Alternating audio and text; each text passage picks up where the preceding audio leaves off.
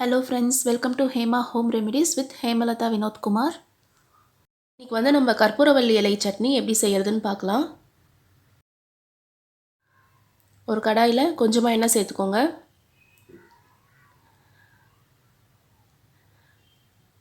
எண்ணெய் நல்லா சூடான உடனே உளுத்தம் பருப்பு நான் ஒரு 3 டீஸ்பூன் போடுறேன். மிளகாய் 2, கற்பூரவள்ளி இலையிலே காரம் இருக்கும், அதனால நான் 2 மிளகாய் மட்டும் எடுத்திருக்கேன். பெரிய வெங்காயம் 2 கட் பண்ணி வச்சுருக்கேன், அது இதில் சேர்த்துக்கலாம். கல்லுப்பு 1 ஸ்பூன். உப்பு வந்துட்டு நீங்கள் தேவையான அளவு நீங்கள் சேர்த்துக்கோங்க. வெங்காயம் லைட்டாக வதங்கினா போதும். இப்போ நான் ஒரு தக்காளி பழம் சேர்த்துக்கிறேன். இப்போது வெங்காயமும் தக்காளியும் நல்லா வதங்கிடுச்சு. இப்போ வந்து கற்பூரவள்ளி இலை சேர்த்துக்கலாம்.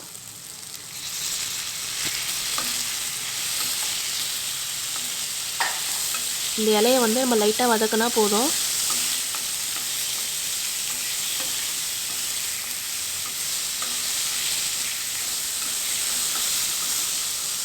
இப்போது புதினா சேர்த்துக்கலாம்.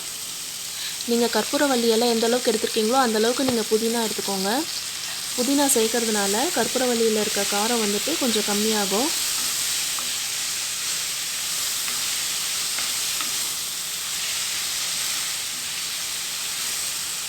இப்போ எல்லாமே நல்லா வதங்கிடுச்சு. இப்போ வந்து நம்ம தேங்காய் சேர்த்துக்கலாம். தேங்காய் வந்துட்டு ஆப்ஷனல் தான்.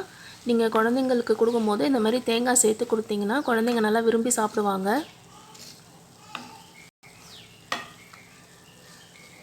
இப்போ வந்து நம்ம ஸ்டவ் ஆஃப் பண்ணிவிட்டு இதை வந்து நம்ம ஒரு பிளேட்டில் எடுத்து வச்சிடலாம்.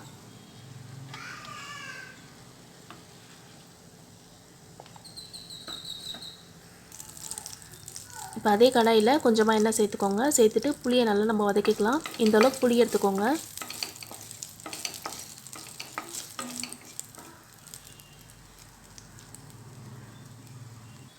புளி இந்த அளவுக்கு வதங்கினா போதும். இப்போ இதையும் நம்ம அதே பிளேட்டில் எடுத்து வச்சிடலாம். இப்போ இது எல்லாமே நல்லா சூடு ஆறின உடனே நம்ம ஒரு மிக்ஸி ஜாரில் போட்டு கிரைண்ட் பண்ணி எடுத்துக்கலாம்.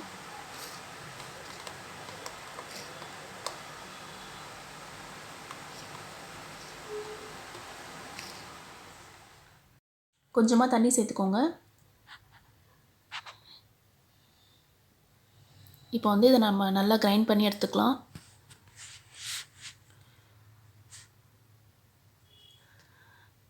இந்த மாதிரி நல்லா திக்காக அரைச்சி எடுத்துக்கோங்க. இப்போ வந்து நம்ம இதை தாளிச்சிடலாம். கொஞ்சமாக எண்ணெய் ஊற்றிக்கோங்க. கடுகு போட்டுக்கோங்க. கடுகு நல்லா பொரிஞ்ச உடனே கொஞ்சம் பெருங்காயம் சேர்த்துக்கோங்க. இப்போ இதை வந்து நம்ம சட்னியில் ஊற்றிடலாம்.